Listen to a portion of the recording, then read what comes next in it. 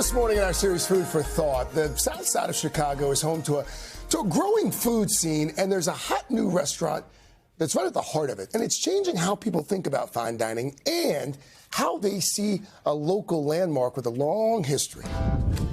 On the day that saw Chicago's first snow of the season, we stopped into one of the city's hottest new restaurants. Nafsi is the first black-owned establishment in what used to be the South Shore Country Club.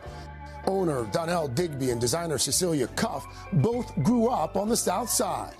How did all of this come to be? We have a lack of fine dining spaces in our community. The space itself, how did you marry the history with this sort of modern aesthetic?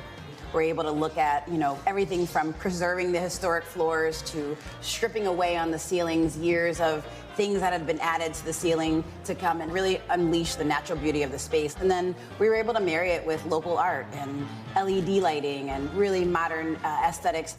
There's history in the walls here, not all of it good. Founded in 1905, the club hosted famous guests like Will Rogers and Amelia Earhart, but it did not allow black or Jewish members. The club closed in 1974 and reopened as the South Shore Cultural Center, where all are welcome. It hosted a number of events, including Barack and Michelle Obama's wedding reception. Now, it's also home to Nafsi. Donnell and Cecilia say they hope the restaurant will help rewrite the history of their community. Here's a place that not that long ago, folks like us couldn't even walk in the door. No blacks, no Jews. Yeah.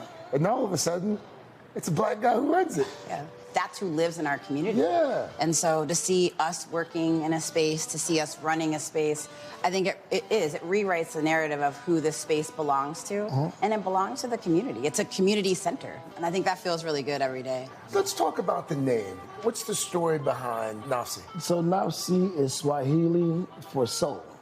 And it came out of the thread of like, how do you create a space that's been disenfranchised and now it's being encompassed with guys from the neighborhood, from the community, and can give people a buy-in to say, hey, we're a soulful restaurant with great food for everyone. One of the guys from the neighborhood is the executive chef, Donnell Robinson. And he's a man on the move, as we saw firsthand when we talked in the kitchen. How would you describe the food here? So we like to do traditional Southern food, but with a little twist. So one of my dishes, we have a fried green tomato, but I put a little twist on it. I made a caprese salad. So a little Italian background, but with a Southern flair. So it's elevated. It's elevated. Elevated soul food. Elevated soul food.